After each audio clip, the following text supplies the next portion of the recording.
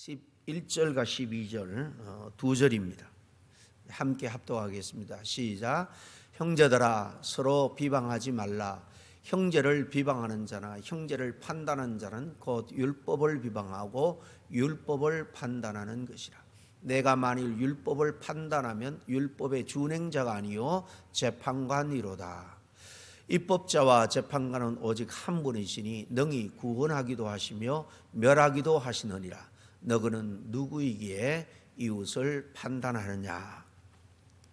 오늘 두 절 굉장히 짧은 말씀입니다만은 굉장히 강하게 우리에게 권면합니다. 오늘 말씀에 크게 판단하지 말라, 서로 피차간에 비방하지 말라, 두 말씀이 아마 우리 눈을 번쩍 떠있게 하는 줄로 압니다. 먼저 형제를 이렇게 피차에 비방하지 말라, 또 판단하지 말라, 둘은 서로 사실 밀접하게 연결되어 있는 말입니다. 먼저 비방하지 말라라는 이 말부터 한번 생각해 보기를 원합니다. 사람들이 여럿 다수가 모이면 서로 비방하는 일, 서로 판단하는 일들이 많이 사실 일어납니다. 이것 때문에 그 공동체가 서로 아픔을 겪게 되는 일이 참 많은데요. 우리 신앙인들 사이에서도 이런 일이 예외 없이 일어난다라는 사실이 참 우리 마음을 아프게 합니다. 어찌 보면 교회를 가장 비방하는 사람은 우리 교인들이 아닌가 그런 생각을 해봅니다. 만약에 어떤 한 사람 목사의 비행이 드러나면 목사를 다 범죄자 취급하고 또 교회는 다 병든 것처럼 자주 섞인 그런 사실 비방을 할 때가 많이 있습니다. 어떤 한 교사가 학생을 성추행한 일이 생기면 그 일로 인해서 모든 학교가 다 병든 것처럼 말합니다. 모든 교사가 나쁜 사람들인 것처럼 비방합니다. 한 공무원이 뇌물을 받았다라는 것이 드러나면 공무원들을 바라볼 때 다 뇌물을 받는 범법자처럼 바라보고 비방하는, 너무나 쉽게 비방하는 경우가 많이 있습니다. 그리고 이런 일에 우리 믿는 자들도 생각 없이 그냥 동참하고 있다라면 이것은 참 큰 문제라는 것입니다. 비방의 소리가 가정이나 교회나 더 나아가 사회, 국가 이 전체를 사실 지배하는 그런 정서가 되면 그 사회는 점점 어두운 나락으로 떨어질 수밖에 없습니다.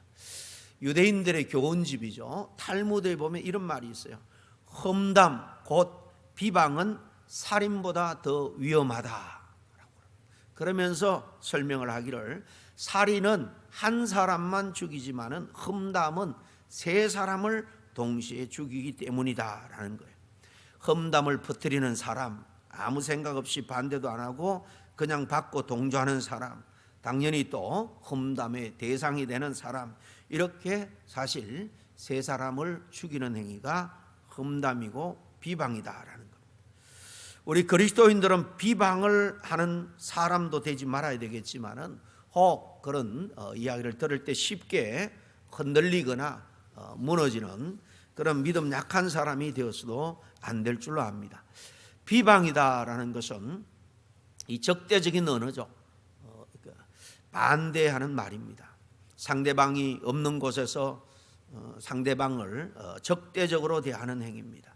상대에게 변명할 기회도 주지 않은 채 그 상대에 대해서 악하게 말하는 거예요. 상대를 사실 멸시하는 거죠. 간단히 말하면 진실이든 아니든 간에 타인에게 불리하는 말을 하는 모든 행위가 사실 다 비방에 속합니다. 남을 비웃고 헐뜯어서 하는 말이죠. 그래서 다른 성경에 보면, 다른 부분에 보면 이 똑같은 원어가 헐뜯다라는 말로 번역되는 것도 몇 군데 있습니다. 영어에 남을 헐뜯다라는 단어 중에 backbite란 말이 있죠. 뒤에서 물어뜯는다. 이게 바로 비방이에요. 이런 헐뜯는 것, 비방하는 것은 이 공동체를 흔들고 무너뜨리는 독침과 같은 거예요. 그리고 성경에 보면 마귀가 주로 쓰는 수법이 바로 이 비방하고 마귀가 가지고 있는 무서운 무기입니다. 마귀의 별명이 뭡니까? 성경에 보면, 복음서에 보면 디아블로스라, 디아블로스, 둘로 나눈다, 그런 의미가 있어요. 여기에서 데블, 마귀라는 단어가 나온 겁니다. 이 단어의 뜻이 정확하게 뭔가 하면 이렇게 서로 갈라놓고 참소해서 서로 원수되게 하는 것, 서로 비방하는 것, 그런 의미가 있습니다. 그래서 마귀를 성경에 보면 이렇게 비방자다, 참소자다라고 성경에 나오죠. 내가 누군가를 비방하고 있다라면 그것은 곧 내 속에 마귀의 속성인 이 비방과 참소하고자 하는 그런 속성이 내 안에 역사하고 있음을 우리는 알아야 됩니다. 마귀가 우리 안에 격동할 수 있다는 거죠.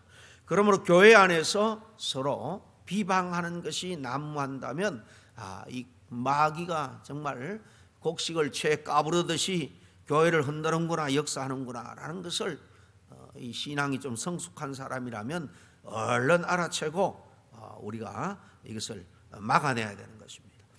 야고보서는 믿음의 행위를 계속해서 강조하죠. 우리가 앞에서 살펴본 것처럼 이 야고보서는 믿음이 행위와 일치되어야 된다. 특별히 그러기 위해서는 말의 중요성에 대해서도 강조한 것을 봤습니다. 뿐만 아니라 우리 내면에 감추어진 욕망에 대해서도 지적을 하죠. 이 말과 욕망이 합쳐져서 플러스가 되어서 나타나는 말이 바로 비방이에요. 헐뜯는 겁니다. 비방하는 내면에는 항상 이기적인 욕망이 있습니다. 남보다 내 자신을 좀 더 낫다라는 그런 욕망이 자리 잡고 있고요. 또 남보다 나를 더 드러내고자 하는 그런 욕망이 자리 잡고 있는 거예요. 그리고 이런 이기적인 욕망이 말의 형태로 이렇게 나타나는 것, 표출되는 것이 바로 비방인 겁니다. 결국 비방하는 이유를 정리하면 첫째는 비방을 통해서 자기의 그 우월함을 드러내려고 하는 거죠. 우월한 존재로 자기 자신을 만들려는 생각이 있기 때문이라는 겁니다. 둘째는 이 비방을 통해서 반대로 상대방을 또 이렇게 낮추려고 하기 때문이라는 겁니다. 셋째는 말씀드린 것처럼 마귀의 우리가 유혹에, 시험에 빠져 있기 때문입니다. 여러분, 왜 우리가 비방하지 말아야 되느냐? 오늘 성경에 보면 전체적으로 그것은 하나님이 싫어하는 거기 때문이야. 그리고 또 오늘 말씀에도 나옵니다만은 형제들아라고 부르면서 말하죠. 그러니까 믿는 자는 다 형제이기 때문에 그런 거예요. 오늘 비방하지 말라라고 말씀하면서 계속해서 오늘 본문에 형제들이라는 단어가 몇 번이나 나옵니다. 그렇습니다. 믿는 자들은 그리스도의 피값으로 산 하나님의 자녀고 우리는 서로 형제요 자매입니다. 또 11절 중간에 보면 형제를 비방하는 자나 형제를 판단하는 자는 곧 율법을 비방하고 율법을 판단하는 것이다 라고 말한 것처럼 결국 형제를 이렇게 비방하고 판단하는 것은 뭘 판단한다고요? 하나님이 우리에게 지키라고 삶의 기준으로 세워주신 율법을 비방하는, 율법을 판단하는 것이다. 우리는 말씀을 지키는 자가 아니라 말씀 위에서 말씀을 판단한 자가 아닌데도 우리 그렇게 할 때가 많이 있습니다. 주님은 내 형제를 내 몸같이 내 자신같이 사랑하라 그랬죠. 그리고 야고보서 2장에 8절에 보면 이웃을 내 몸같이 사랑하면 이는 곧 최고의 법을 너희들이 지키는 것이다 라고 말씀했습니다. 그런데 사랑하지 않고 비방하는 이 판단을 한다는 것, 결국 사랑하라는 하나님의 법, 율법의 말씀을 우리가 어기는 겁니다. 여러분, 비방으로 인해서 우리에게 주어지는 유익은 아무도 없습니다. 그러므로 비방하고 싶은 마음이 일어나면 마귀가 우리를 흔들려고 하는구나 하는 것을 우리가 즉각적으로 깨닫고 중단해야 됩니다. 이제 판단하지 말라라는 말씀을 좀 보겠습니다. 12절에 입법자와 재판관은 오직 한 분이시니 능히 구원하기도 하시며 멸하기도 하시느니라. 너는 누구이기에 이웃을 판단하느냐. 그래서 앞서서 비방하지 말라라고 말했는데 좀 더 자세히 생각을 해보면요, 비방을 하는 것은 사실 나름 판단의 기준이 있기 때문이죠. 우리는 사실 판단에 따라서 행동을 합니다. 판단이 없다는 것은 곧 지능이 없다라는 말과도 같을 거예요. 그런데 오늘 성경이 말하는 것은 비방을 위한 판단, 비방을 전제로 하는 그런 판단을 하지 말라라는 겁니다. 이럴 때 판단은 저지가 되는 거예요. 재판관이 되어서 죄의 유무를 판단하는 그런 행위가 되고 마는 겁니다. 오늘 본문에 판단하지 말라라는 것은 살아가면서 옳고 그름에 대한 가치 판단을 하지 말라라는 게 아니고, 야고보는 4장에서 성도들 간에 여러 갈등, 다툼의 문제를 말하면서 판단하지 말라라고 말합니다. 그래서 11절에 먼저 피차 비방하지 말라라고 말씀하면서 이 판단의 문제를 이어서 다룹니다. 그러므로 오늘 이 본문에서 판단하지 말라라는 것은 비방하기 위한 판단을 하지 말라라는 거예요. 파괴적인 판단을 하지 말라는 겁니다. 비방을 하기 위해서 다른 사람에게 대한 악의적인 그런 판단을 하지 말라. 구체적으로 왜 비방을 위한 악한 판단을 우리가 하지 말아야 될까요? 오늘 이 말씀처럼 입법자와 재판관은 오직 한 분 하나님께 없기 때문입니다. 이처럼 우리가 하나님의 자리에 설 수 있기 때문에 해서는 안 됩니다. 이건 하나님의 주권을 침해하는 아주 교만한 행위입니다. 자신이 판단자가 되면 율법을 만드신 하나님보다 우리 자신을 더 높은 위치에 올려놓는 교만을 사실 교만죄를 행하게 되는 거죠. 왜 비방을 위한 악한 판단을 하지 말라라고 하면 우리 역시도 똑같은 죄를 범하면서 다른 사람을 그렇게 할 수 있기 때문이에요. 로마서 2장 1절 이하 3절에 뭐라고 합니까? 그러므로 남을 판단한 사람을 누구를 막론하고 내가 핑계하지 못할 것은 남을 판단하는 것으로 내가 너를 정죄함이니 판단한 내가 똑같은 일을 행한다. 주님께서 가늠한 여인을 죽이려는 군중을 향해서 뭐라고 말씀합니까? 너희 중에 죄가 없는 자가 먼저 돌로 치라고 그랬죠. 또 우리 주님이 마태복음 7장 1절에 비판을 받지 아니하려거든 비판하지 말라. 너의 비판하는 그 비판을 너희가 비판을 똑같이 받을 것이다 그랬습니다. 사람들이 다른 사람에 대해서 악의적인 판단을 하고 말을 하는 이유 중에 하나는 상대를 비난함으로 자기의 의를 드러내고자 하는 그런 속성도 깔려 있고요. 또 자신의 자존심을 이렇게 세우기 위한 그런 마음도 깔려 있음을 잠언서는 우리에게 가르쳐 줍니다. 정도와 종류의 차이지 우리도 다 비방받을 일이 왜 살아가면서 없겠습니까? 비방받아야 될 요소가 하나도 없이 살아온 사람 아무도 없을 거예요. 우리 역시도 똑같은 사람이기에 우리가 어찌 누군가를 판단할 수 있겠느냐라고 오늘 말합니다. 우리가 어떤 것을 판단할 때 우리는 내 관점에서 또 상대방의 관점에서 하나님의 관점에서 바라볼 수 있습니다. 우리의 관점, 나나 상대방의 관점은 불완전합니다. 정확히 또 알기도 전에 판단을 하는 경우가 많은데 더더욱 잘못된 거죠. 우리가 다 하나님의 관점으로 생각한다면 우리가 그 사람을 비방하기 위해서 판단하기보다는 정말 위에서 먼저 기도해주는, 위로해주고 격려해주는, 또 사랑으로 건면해주는 그런 마음이 먼저 우리 안에 일어나야 될 줄로 압니다.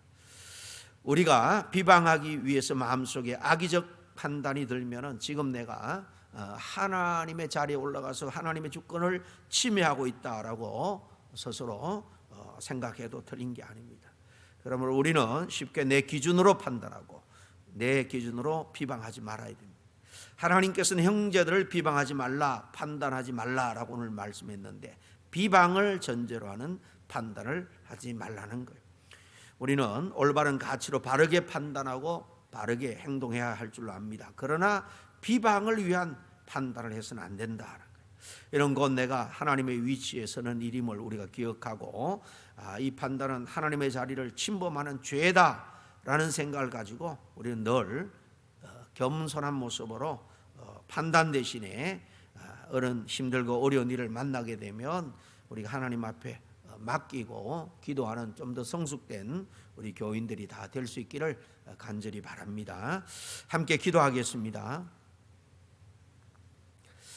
하나님 아버지, 오늘 우리 마음 속에 그리고 또 우리가 하는 말 속에 있는 교만한 것들을 주님 앞에 내려놓습니다. 판단과 비방하는 대신에 겸손과 사랑으로 살게 하시고, 또 우리 안에 일어나는 모든 마음의 문제들 주님께 다 내려놓고 맡기게 하여 주시옵소서. 오직 우리 하나님만이 모든 것을 판단하시고 심판하신다는 것을 믿고 정말 믿음으로 살아갈 수 있는 우리 모두가 될 수 있도록 인도해 주시옵기를 간절히 바라고 원하며 예수님 이름으로 기도하옵나이다. 아멘.